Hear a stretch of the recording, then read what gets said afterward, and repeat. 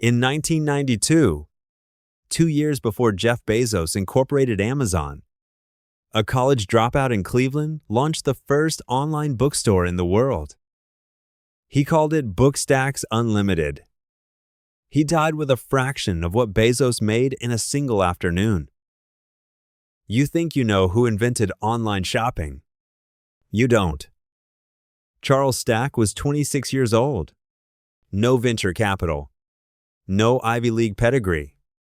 Just a modem, a book distributor's catalog, and a hunch that people would trust a computer with their credit card number. In 1992, that was insane. The public internet barely existed. Most Americans had never heard the word browser. Stack built his own bulletin board system. Customers dialed in directly. No web, no HTML, no Amazon-style storefront. Just raw text and a database of 500,000 titles. By 1994, he'd moved on to the actual World Wide Web. Bookstacks Unlimited was live, searchable, and taking real orders. A full year before Amazon shipped its first book.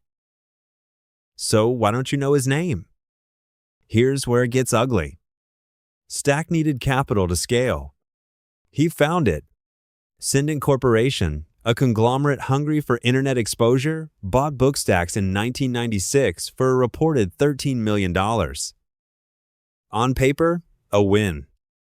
In practice, a leash. Cendant didn't understand e-commerce.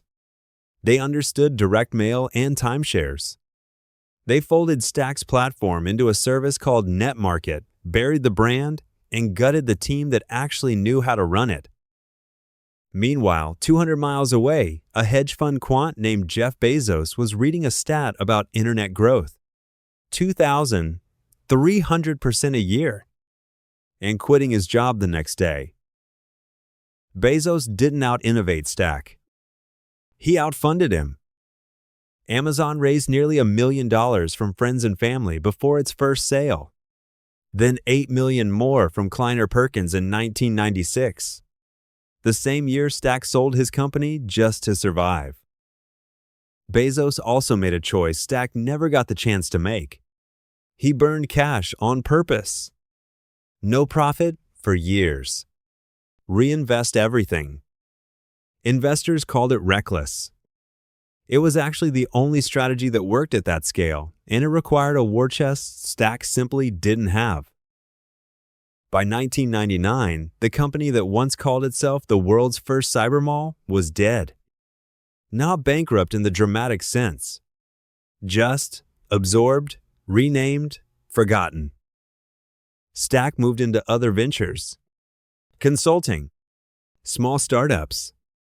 None of them mattered the way Bookstacks should have. But here's what the documentaries never mention. Cendant itself collapsed into one of the largest accounting scandals of the early 2000s. A $900 million restatement that wiped out $14 billion in market value in a single day. The company that swallowed the internet's first bookstore couldn't keep its own books straight. The real question isn't why Bezos won. It's why we keep telling his story like inevitability, instead of a story with a chessboard where the other player got taken off it early. Charles Stack didn't lose because he was wrong.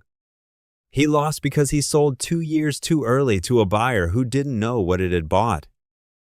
That's not a morality tale. That's a cash flow problem.